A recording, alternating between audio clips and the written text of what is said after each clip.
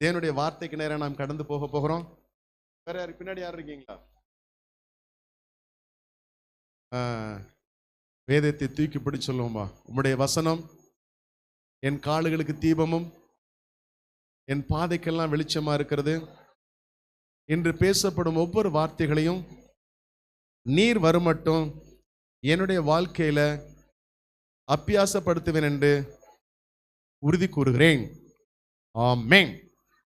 அமர்ந்து கொள்வோம். ஆன்டியை கைகளை தட்டி நாம் வரவேற்போமா?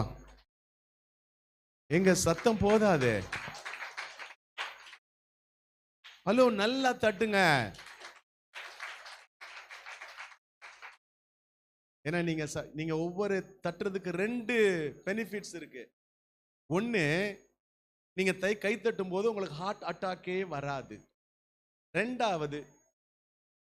ரெண்டாவது நீங்க யாருக்கு கை தட்டுறீங்களோ அவங்களுக்கு ஆயுசு நாட்கள் கூடும்.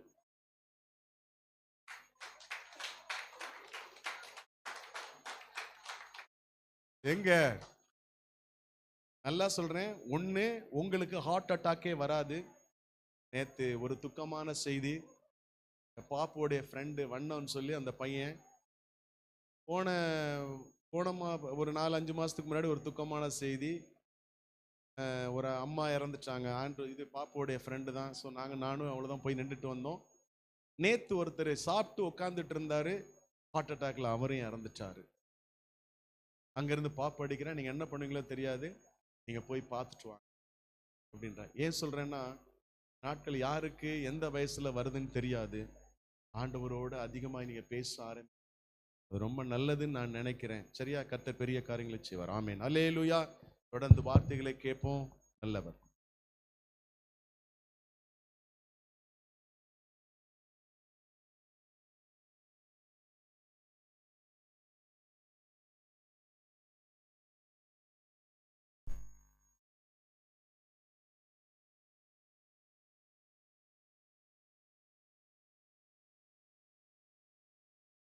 அல்லேலூயா.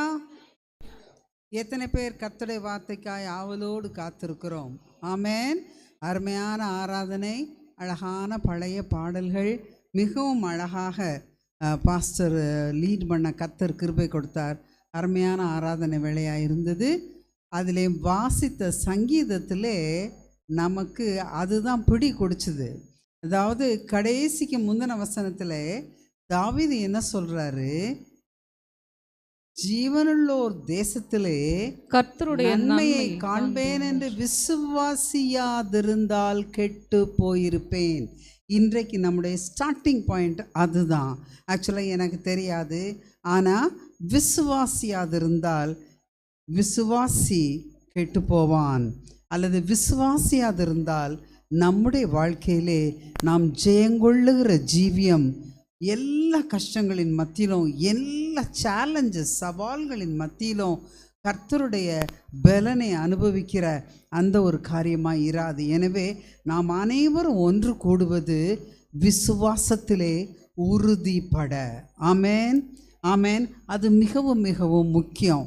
விசுவாசம் என்பதை பற்றி அழகாக போன வாரம் பாஸ்டர்மாம் நிறைய காரியங்களை கற்றுக் கொடுத்தாங்க. அதனால் அதில் எதையும் நான் மறுபடி சொல்ல போகிறதில்லை. ஆனால் ஒரு சிறு காரியங்களை சொல்லிவிட்டு கடந்து செல்கிறேன்.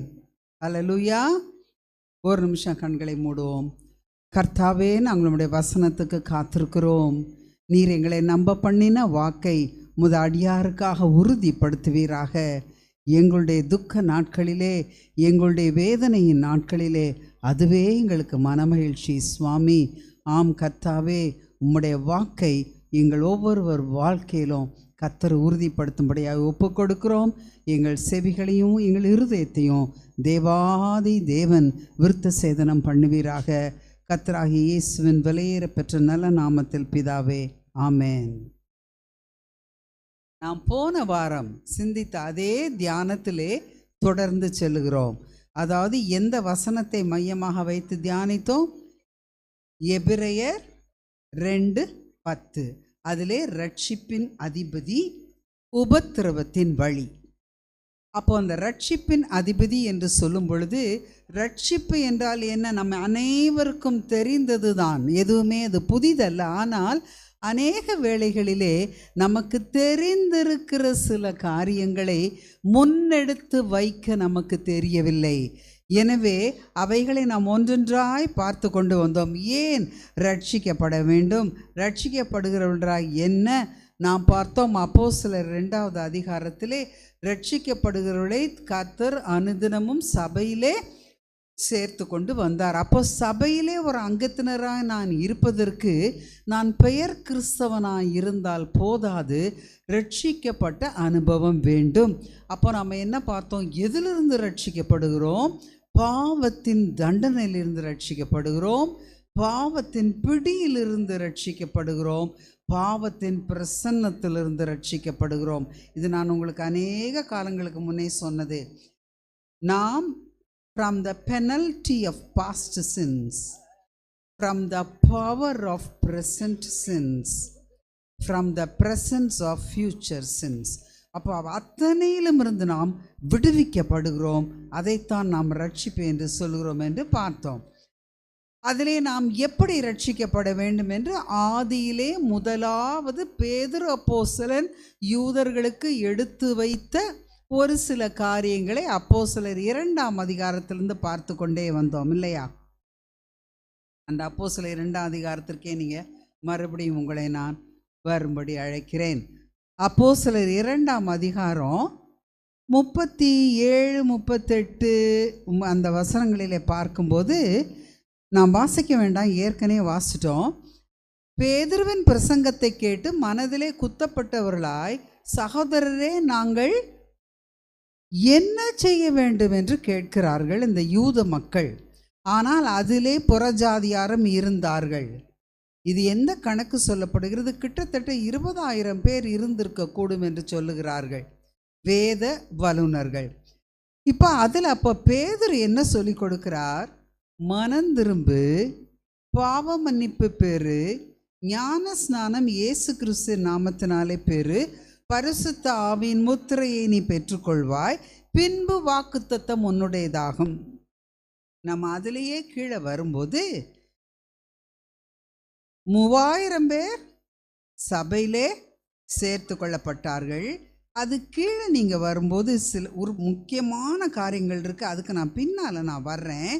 அப்படியே நீங்கள் என்னோட வரும்போது 44ஆம் வசனம், விசுவாசிகள் எல்லாரும் ஒருமித்து. அப்போ நம்ம முதல்ல என்ன பார்த்தோம்? ரட்சிக்கப்பட்டவர்களை சபையிலே சேர்த்தார். கடைசி வசனம் இங்கே கொடுக்கப்படுகிற இன்னொரு பேர் விசுவாசிகள்.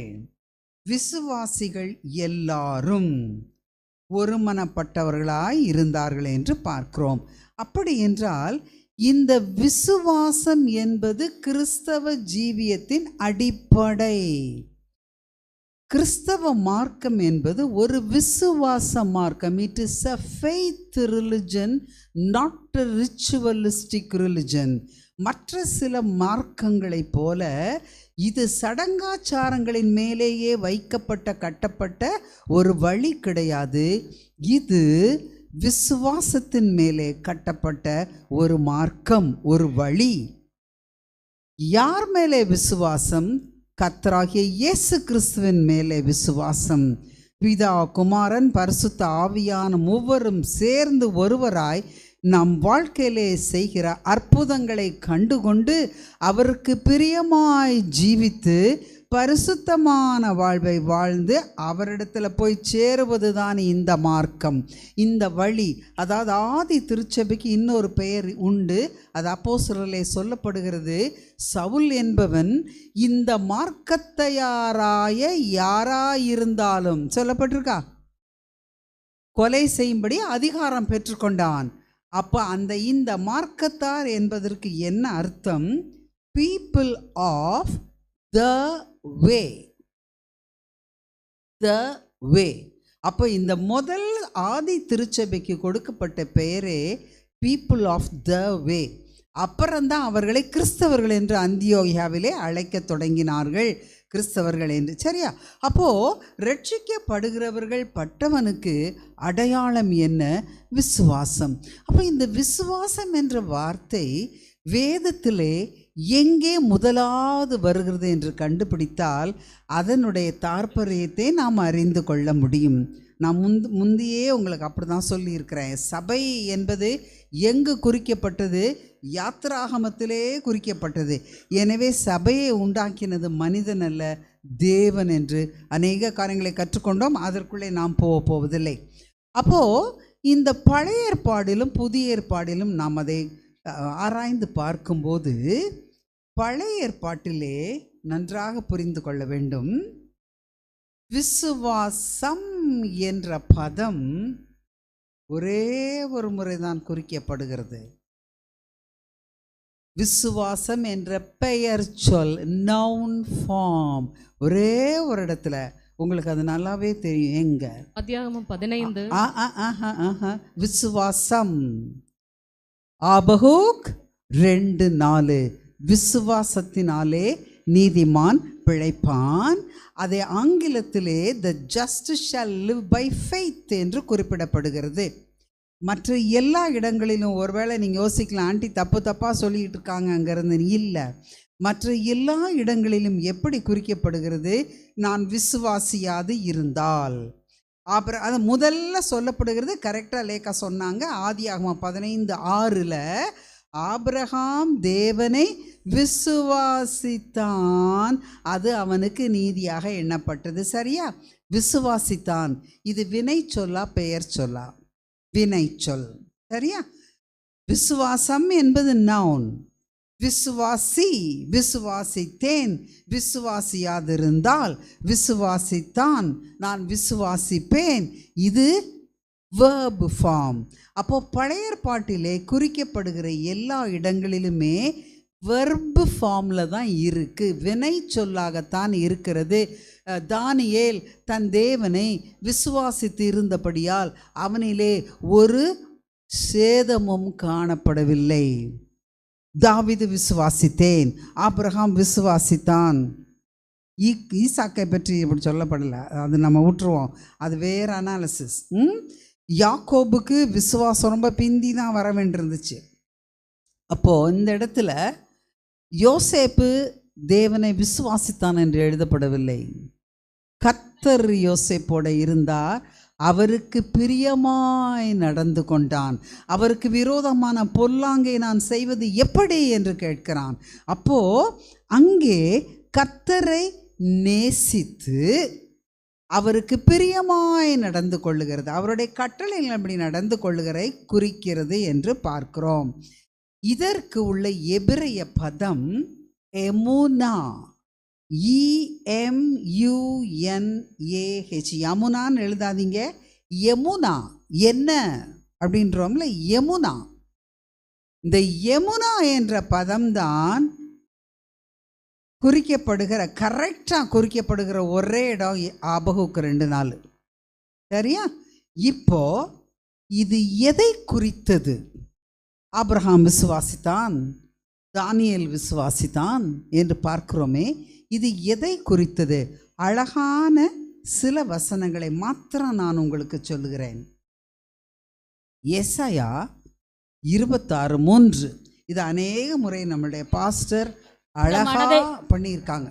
உம்மை உறுதியாய் பற்றி கொண்ட மனதை உடையவன் நான், உம்மையே நம்பியிருக்கிறபடியால் நீர் அவனை பூரண சமாதானத்துடன் காத்துக்கொள்வீர். இதுதான் விசுவாசத்தை குறிக்கிறது, உறுதியாய் பற்றி கொள்வது.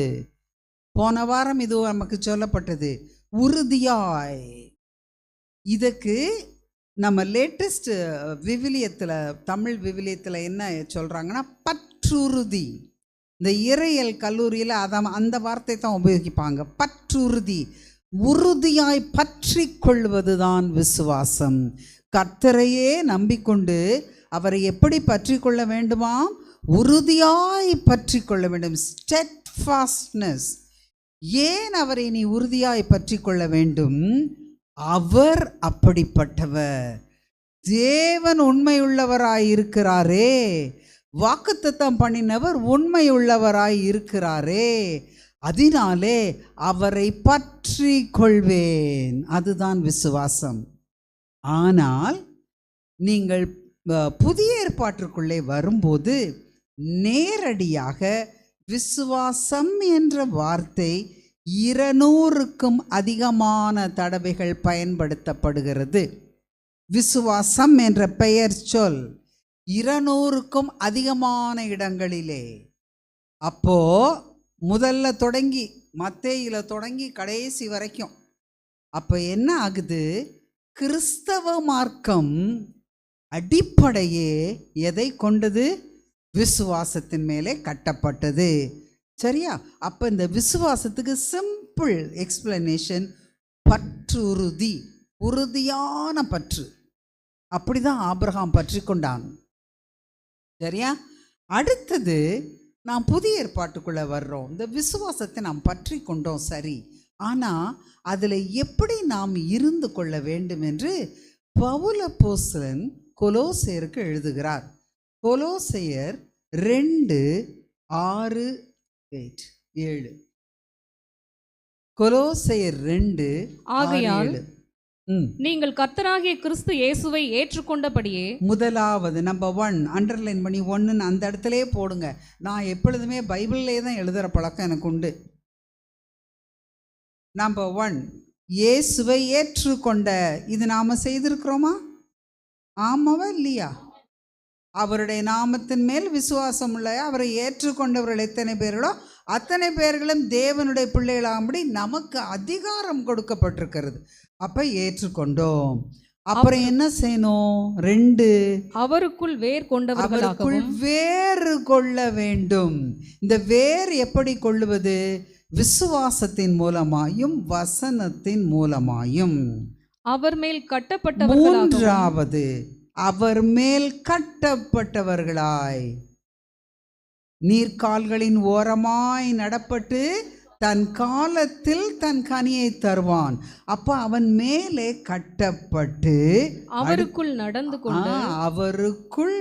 நடந்து கொண்டு அழகான 2 வசனம். இது நான் படிக்கும்போது கர்த்தர் எனக்கு போதிச்சது. நான் வேற எங்கிருந்து அதை எடுக்கலை. அதாவது அவரை ஏற்றுக்கொள், அவருக்குள் வேர்கொள், அவர் மேல் கட்டப்படு, அவருக்குள் நடந்து கொண்டு நீங்கள் போதிக்கப்பட்டபடியே.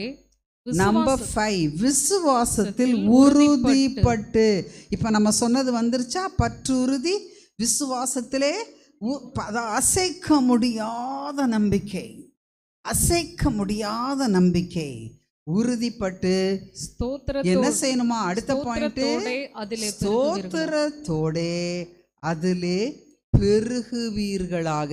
அப்போ நம்ம விசுவாசித்தால் போதாது, விசுவாசத்திலே ஆழமாய் உறுதிப்பட்டால் போதாது, நாம் ஸ்தோத்திரத்தோடே பெருக வேண்டும். அப்போ விசுவாசிக்கிறதை பெருகுவதற்கு என்ன ஒரே ஒரு வழி? ஸ்தோத்திரம் செய்தல். ஆமென், ஆமென். அப்போ ஸ்தோத்திரம் செய்ய செய்ய என்ன ஆகுது? நம்முடைய விசுவாசம் இன்னும் கொஞ்சம் ஆழமாய் செல்லுகிறது. நாம் நம்ம எதிர்நோக்கி இருக்கிற நெகட்டிவ், எதிர்மறையான காரியங்களை பாராதபடி நமக்கு கொடுக்கப்பட்ட நேர்மறையான தேவ கிருபையை பார்த்து முன் செல்கிறோம்.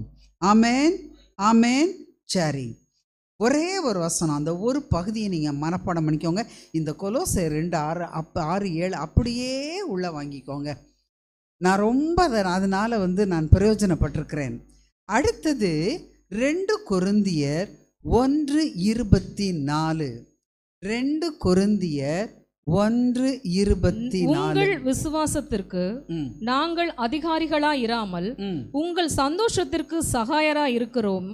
விசுவாசத்தினாலே நிலை நிற்கிறீர்களே. அது ஒண்ணுதான். நாங்கள் உங்களை பாராம படிக்க சொல்றேன். 2 கொரிந்தியர் 1:24 விசுவாசத்தினாலே நிலை நிற்கிறீர்களே. அப்போ என் கிறிஸ்தவ விசுவாசத்திலே, கிறிஸ்தவ வாழ்க்கையிலே நான் அசையாமல் உறுதியாக இருக்க வேண்டும் என்றால் விசுவாசத்தினாலே மாத்திரமே நிலை நிற்க முடியும். ஹல்லேலூயா, ஹல்லேலூயா. அதை இல்லை. ஆமென், ஆமென்.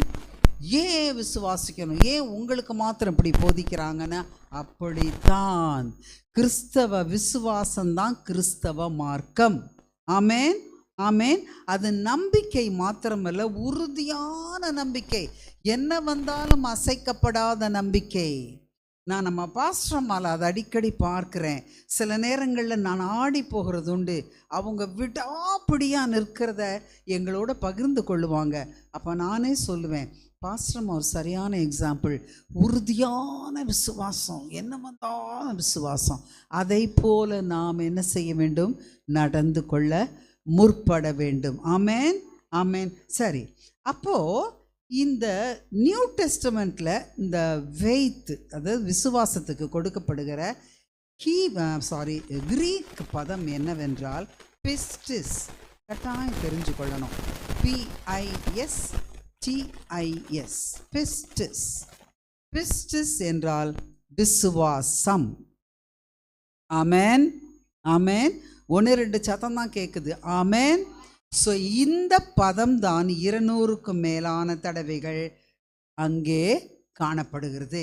இப்போ நமக்கு இன்னொரு வேதத்திலிருந்து ஒரு கைடன்ஸ், ஒரு ஆலோசனை. எபிரேயர் 10, எபிரேயருக்கு எழுதின நிருபம் பவுலப்போஸ்தலனாலே எழுதப்படவில்லை. இதை எழுதினது அப்போலோவா இருக்கலாம் என்பதற்கு அதிகமான சாத்தியங்கள் உண்டு.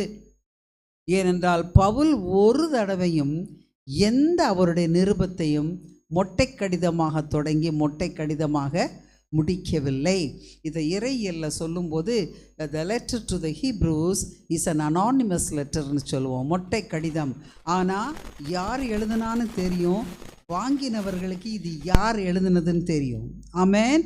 ரோம பேரரசர்களுக்கு மறைந்து கொள்வதற்காக அப்படி எழுதப்பட்டது, சரியா? ஆனால் அது நிச்சயமாய் ஒரு யூதனாலே எழுதப்பட்டது. ஏனென்றால் அத்தனை பலிகளையும் அதிலே குறிப்பிடுகிறான். ஆமென். உங்களுக்கு நான் பேசும்போது அப்போலோவை பற்றி கொரிந்து சபையோட சேர்த்து சொன்னேன். அதுக்கு நான் திருப்பி போகிறதில்ல.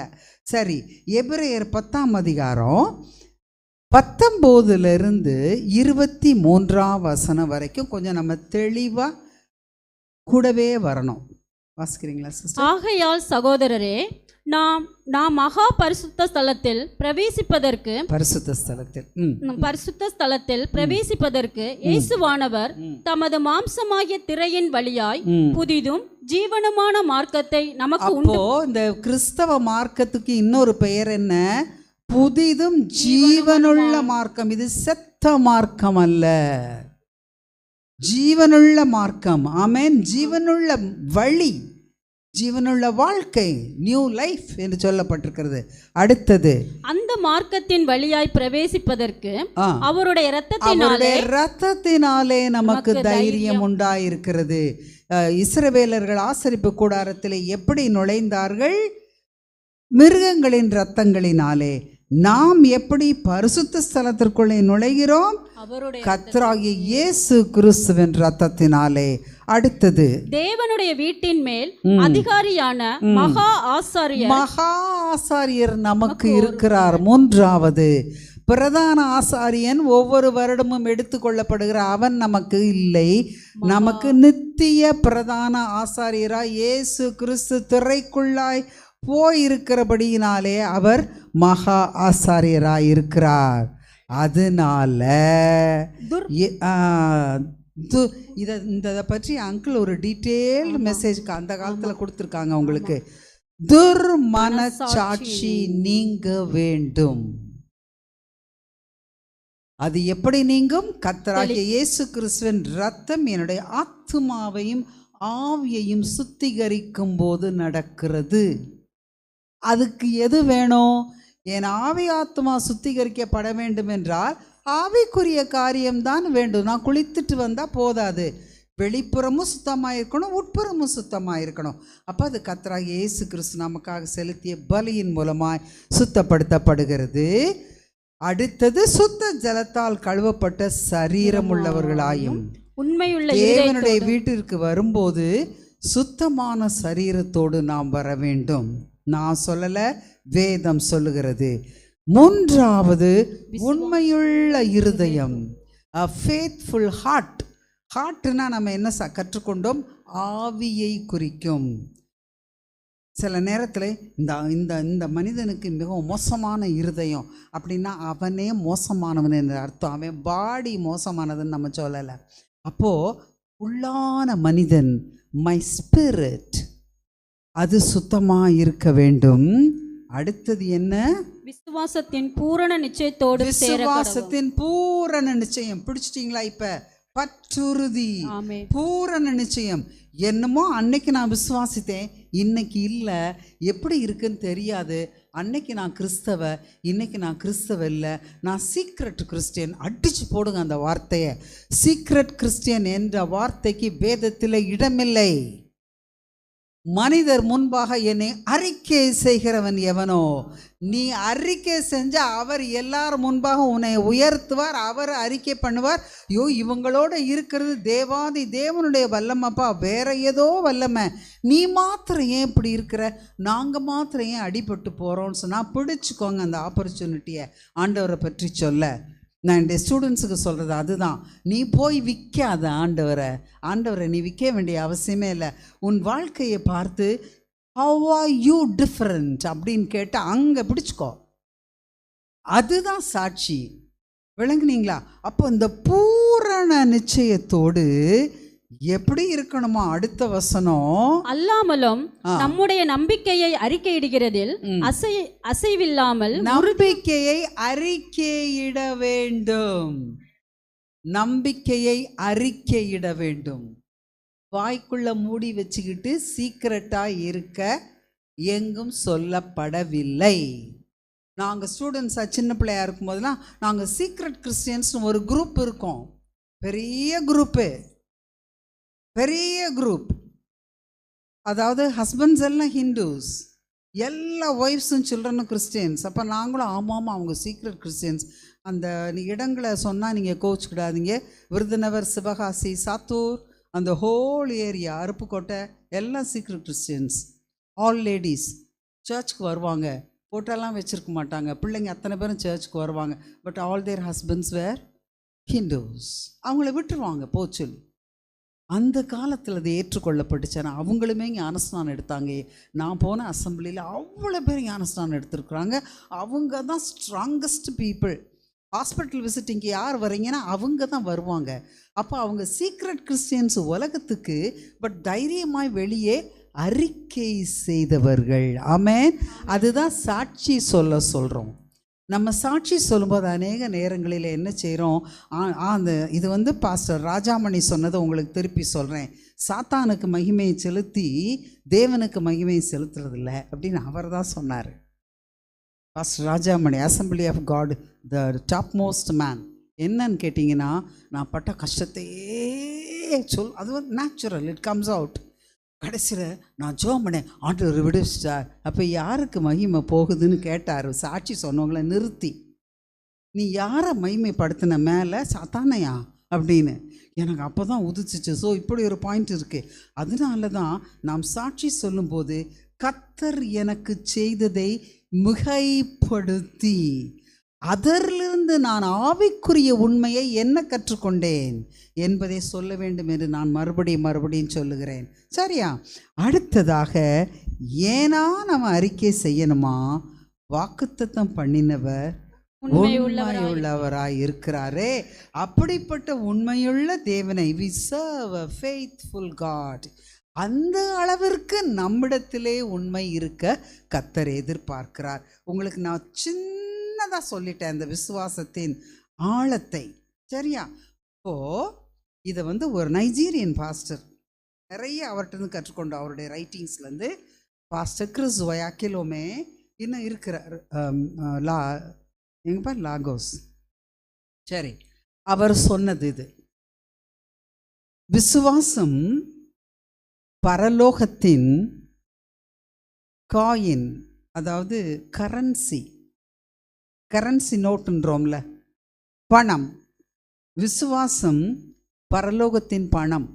அது இல்லாமல் நீ பரலோகத்திற்கு சொந்தமாக முடியாது. அதனால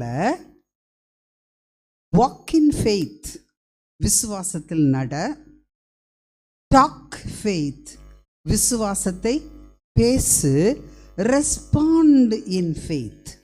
அதாவது உன்னுடைய வாழ்க்கையில வருகிற எந்த விதமான போராட்டங்களுக்கும் எந்த ஆங்கிள்லேருந்து நீ பேசணுமா, விசுவாசத்தின் ஆங்கிள் இருந்தால் பதில் சொல்லணுமா. எங்களுடைய பிரின்சிபல் எங்களுக்கு சொல்லி கொடுப்பாங்க, பிரச்சனைகளோடு ஸ்டூடெண்ட்ஸ் வரும்போது talk from the platform that you are a lecturer அப்படின்வாங்க. Don't take their side. Student பேசுகிற மாதிரியே நிறைய பேர் அப்படி செய்திருக்கிறோம் சின்னதில். ஸ்டூடெண்ட்டோடையே சேர்ந்து ஸ்டூடெண்ட் ஆங்கிள்லேயே come on to the opposite side அப்படிம்பாங்க. அதே போல் நாம் என்ன செய்யணுமா, பிரச்சனைகளை சந்திக்கும்போது விசுவாசத்தின் சைடில் நின்று கொள்ள வேண்டுமாம். கர்த்தாவே நான் விசுவாசிக்கிறேன், என் அவிசுவாசம் நீங்கும்படி கிருபை செய்யும். உங்களிடத்துலேருந்து வந்து யாராவது ஒருத்தர் ஒரு கஷ்டத்தை ஷேர் பண்ணி எனக்கும் சேர்த்தே நான் பிரசங்கம் பண்ணுறேன். இவங்க என்ன மகா பரிசுத்தமே கிடையாது, என் ஆண்டவர் பரிசுத்தம் உள்ளவர். அப்போது அவங்களோட நம்ம பேசும்போது ஆமாம் அப்படி தான் வரும் பார்த்துக்கோங்க, நீங்கள் கிறிஸ்டியன் ஆனீங்களா, இப்படி தான் இருக்கும், நான் அப்புறமா சொல்லித்தரேன், உபத்திரவத்தின் வழி தான், வேறு வழியே கிடையாது, தட்ஸ் தி ஒன்லி வே, அதுக்கு வரேன் அடுத்தாப்பில், இப்படி தான் இருக்கும், என்ன செய்கிறது, இருக்கிற வரைக்கும் இருங்க, அந்த பக்கமும் போய்க்கோங்க, இந்த பக்கம் சொல்லி கொடுக்காதீங்க அப்படி யாருக்கும். நெவர். அப்படியா, எனக்கு தெரியலப்பா, அதாவது நான் ரொம்ப சேஃபாக ப்ளே பண்ணுறேன், உனக்கும் சொல்லலைப்பா, நானும் ஒன்றும் சொல்லலை, அதெல்லாம் இருக்கக்கூடாது. யோர் ரெஸ்பான்ஸ் மஸ்ட் பி, நீ விசுவாச இடத்துல பேசுகிறதா இருந்தால் your response must be in faith. இல்லை அப்படி தான் இருக்கும், ஆனால் பாரு ஆண்டவர் எனக்கு இப்படி செய்தார், பைபிள் அப்படி சொல்லியிருக்கு, பிடிச்சிக்கோ, கோ ஃபார்வர்ட். அதுதான் நம்ம வாழ்க்கை. கஷ்டம்தான், கரணுமுரடான பாதை தான். நம்ம ஊர்களில் ரோடு ரொம்ப அழகாக இருக்குது. உங்களுக்கு தெரியுமா, the best roads are in USA. அவன் வந்து தன் காருக்கு இஸ் யோர் கார் ரோடு ஒர்தின்னு சர்டிஃபிகேட் எடுக்க சொல்லுவான். இங்கே எப்படி இஸ் யோர் கார் ஒர்தி, அவன் ரோடு பாதிக்கக்கூடாதுன்னு தான் சொல்லுவான். Is it road ஒர்தி? அதே போல் நம்முடைய பாதை, இங்கேயும் நம்ம இருக்கிறோம் கரடுமுரடான பாதை தான், அதனால அதில் போகும்போது அவர் கார் மஸ்ட் பி ஒர்தி. ஆமேன். நான் ஒர்த்தியாக இருக்கணும் கர்த்தருக்குள்ளே, சரியா? ஹல்லேலூயா. அதை பிடித்து கொள்ள சொல்லுகிறார். Faith is the currency of heaven. Walk in faith, talk in faith, respond in faith. அதாவது வாழ்க்கையின் சவால்களுக்கு விசுவாசத்திலிருந்து நீ பதிலளி. ஆமேன். பிசாசு இன்னைக்கு நீ போய் நின்றுக்கிட மாட்டேன்னு தான் எங்களுக்கு சொன்னான். ஆனால் ஆண்டவரே, இது உங்கள் வேலை, பொறுப்பு உங்கது, எனக்கு தெரியாது அப்படின்னு தான் நான் காலையில் ஜெபம் பண்ணிட்டு வந்தேன். எனக்கு தெரியாது, ரைட்? அப்போ கர்த்தர் அழகாக பொறுப்பேற்று கொள்ளுகிறார். ஆமேன். என் தேவன் வாக்குத்தத்தம் செய்தவர் உண்மையுள்ளவர். ஆமேன். சரி, இப்போ இதற்கு அடுத்தா போல பேதுரு என்ன சொல்லி கொடுத்தார்? பாவ மன்னிப்பு. நம்ம பாயிண்டாக சொன்னேன், அதை வச்சுருக்கீங்கன்னா அப்படியே நம்பர் பண்ணிக்கோ. ஏன் ரட்சிப்பு, எப்படி ரட்சிப்பு, யாருடைய நாமத்திலே, எதை கொண்டு, விசுவாசத்தை கொண்டு என்ன கிடைக்கிறது விசுவாசிக்கும் போது? பாவ மன்னிப்பு. இப்போ இது நமக்கு நன்றாகவே தெரியும். ஆண்டி இதில் என்னத்தை நீங்கள் புதுசாக சொல்ல போகிறீங்க, எங்கள் எல்லாருக்குமே தெரியும், ரைட்? ஆனால் இதில் ஒரு சில காரியங்கள், இப்போ யாராவது நீங்கள் யார்கிட்டையாவது பேசும் பொழுது, ஏன் உன் பாவம் மன்னிக்கப்பட வேண்டும், எதுக்குப்பா அப்படின்னு கேட்டால், ஏன்னா எங்கள் கல்லூரியில், எங்கள் டிபார்ட்மெண்ட்லேயே there was one teacher who used to say, ma'am நீங்கள் you're always talking about forgiveness of sins, அதனால் பிள்ளைங்களை அப்படியே கீழேயே இழுத்துட்டு போகிறீங்க. நான் சொல்லுவேன், அப்படி இல்லை, you understand first of all properly. அப்படி கிடையாது. உன் மேலே இருக்கிற குப்பையெல்லாம் எடுத்து கழுவி அதை எடுத்துக்க ஒருத்தர் இருக்கிறார், அங்கே போட்டுட்டு சுத்தமாக நடன்னு சொல்லித்தரோம். திருப்பி குப்பையை தலையில் போட்டுக்காதன்னு சொல்லித்தரோன்னு சொல்லுவோம். அப்போது இந்த பாவத்தை ஏன் மன்னிக்கப்பட வேண்டும்? பெஸ்ட் வசனம் ஏசாயா 59:1-2, உங்கள் அக்கிரமங்களே உங்களுக்கும் தேவனுக்கும் நடுவாக இருக்கிறது. ஏன் என் ஜெபம் கேட்கப்படவில்லை? உன் பாவம். பாவம் என்றால் என்ன? கற்பனையை மீறுகிறதே பாவம். தேவன் கொடுத்த கற்பனையை மீறுகிறதே பாவம். பாவம், மீறுதல், அக்கிரமத்தை பற்றி நம்முடைய பாஸ்டர் கடந்த வருஷங்களிலே மிக தெளிவாக பேசியிருக்கிறார். நான் அதை சொல்ல போகிறதில்ல. கற்பனையை மீறுகிறதே பாவம். ஆண்டவர் செய்யாதனா நான் செய்வேன், அதுதான் பாவம். அது நான் நீக்கப்படாத வரைக்கும் அது எனக்கும் தேவனுக்கும் நடுவாக நிற்கிறது. என் வாழ்க்கையை மலர விடாமல் அது தடுக்கிறது என்று பார்க்கிறோம். எல்லாருமா பாவம் செய்தோம். புதிய ஏற்பாடுக்கு வாங்க. ரோமர் 3:23. ரோமர் 3:23. எல்லாரும் பாவம் செய்து தேவ மகிமை அற்றவர்கள் ஆனோம். எல்லாரும் பாவம் செய்து தேவ மகிமை அற்றவர்கள் ஆனோம். சரியா? சரி, அது எப்படி மன்னிக்கப்பட்டது? இங்கே தான் உங்களுக்கு நான் ஒரு இறையியல் தாற்பயமே சொல்லித்தரேன். கரெக்டாக நீங்கள் எடுத்துக்கோங்க. உங்கள் நோட் புக் வச்சுருக்கீங்க இல்லையா, அதை ஹாஃபாக பிரிச்சுக்கோங்க. ஒரு கோடு போட்டுருங்க நடுவில்.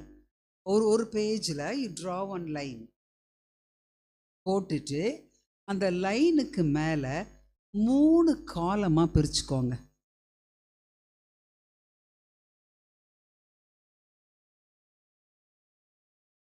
உங்களுக்கு நான் நேம் தெரியாது இதில் பென்ட்ரைவ்லாம் ஐ டென்ட் பாதர் டு.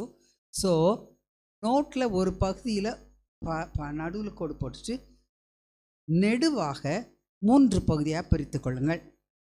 இந்த ஒரு பகுதி டாப்பில் எழுதிக்கோங்க. ஒரு பகுதி டாப்பில் முற்பிதாக்களின் காலம், பெட்ரியார்க்கல், முற்பிதாக்களின் காலம். அடுத்த அந்த காலத்துக்குள்ள செகண்ட் காலம் இருக்கு இல்லையா, hope you are doing it correctly. வரணும். இது முற்பிதாக்களின் காலம். அடுத்தது மோசேயின் காலம். மூன்றாவது ஒரே மாதிரி எழுதிட்டு வாங்க, கிறிஸ்து சபை. Very good. கிறிஸ்து சபையின் காலம். சூப்பர் கௌதம். கிறிஸ்து சபையின் காலம். சரி, இப்போ முதல் காலத்துக்குள்ளே போயிடுறோம். காலம் இது, காலம் இல்லை, காலம்குள்ளே போயிடுறோம். 2500 வருடங்கள் பிரமாணங்கள் இல்லை, ஒரு பிரமாணமும் இல்லை. அதனால தான் ஜனங்கள் தங்கள் இஷ்டப்படி செய்து வந்தார்கள். ஆபிரகாம் சொன்னான் பொய், அதே பொய்யை ஈசாக்கும் சொன்னார். தன்னுடைய மனைவி சகோதரி என்றார் ஆபிரகாம். ஈசாக்கு அதே எங்கள் அப்பா சொன்னார், நான் செய்த என்ன தப்பு. ரைட்டா? அந்த இதுக்கு கீழே நடுவில், அதாவது இந்த காலத்துக்குள்ள சென்டரில் எழுதி கொள்ளுங்கள், மோசே எகிப்தின் அடிமைத்தனத்திலிருந்து விடுதலை செய்கிறார். மோசே எகிப்தின் அடிமைத்தனத்திலிருந்து விடுதலை செய்கிறார். சரியா? அந்த காலத்திலேயே, அதாவது காலம் என்று சொல்கிறேன் இல்லையா, கீழே எழுதி கொள்ளுங்கள் ஆதியாகமம். ஆதியாகமம் கரெக்டாக எழுதுகிறோமா? இதே ஒரு காலத்துக்குள்ளே தான் இருக்கிறோம். ஆதியாகமம். சரியா? இப்போ 2வது காலத்துக்கு வரோம். நம்ம சொன்னது எல்லாத்தையும் இப்படி ஒரே காலத்துக்குள்ளே எழுதிடுறீங்க. இப்போ 2வது காலத்துக்குள்ளே வரோம். மோசேயின் காலம் என்று எழுதினோம் அல்லவா? அங்கே 1500 வருடங்கள். இது வேதத்தை சரியாய் புரிந்து கொள்ள, எடுத்து சொல்ல நமக்கு தெரிய வேண்டும். 1500 வருடங்கள் யூதருக்கு மாத்திரமே. யூதருக்கு மாத்திரமே. அதில் அப்படி கொஞ்சம் நடுவில் வாங்க, நியாயப்பிரமாணம் கொடுக்கப்பட்டது. நியாயப்பிரமாணம்னு எழுதுனா கூட போதும். நியாயப்பிரமாணம் கீழே பகுதியில் ஆதியாகமம் எழுதுனீங்க இல்லையா, அதற்கு ஒத்த லைனில் யாத்ராகமத்திலிருந்து மல்கியா வரை. யாத்ரா, இது எதை பற்றி சொல்லுகிறோம்? பாவ மன்னிப்பு எப்படியாய் நடந்தது என்று. யாத்ராகமத்திலிருந்து மல்கியா வரை. இப்போ இந்த 2 காலத்தையும் நடுவில் ஒரு கோடு போட்டானே பிரித்தோம். இப்படி ஒன்று இப்படி இந்த கோட்டில் இருக்கிற மாதிரி இந்த முதல் காலம் ஒரே ஒரு மலமா ஷோ எனக்கு இங்க தெரியுதா?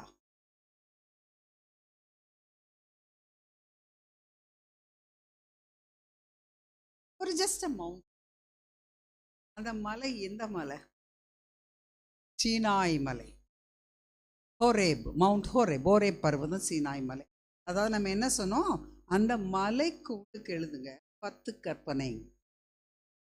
கற்பனை. இப்ப மோசே விடுவிக்கிறார்னு முதல் காலத்துல எழுதணும் இல்லையா?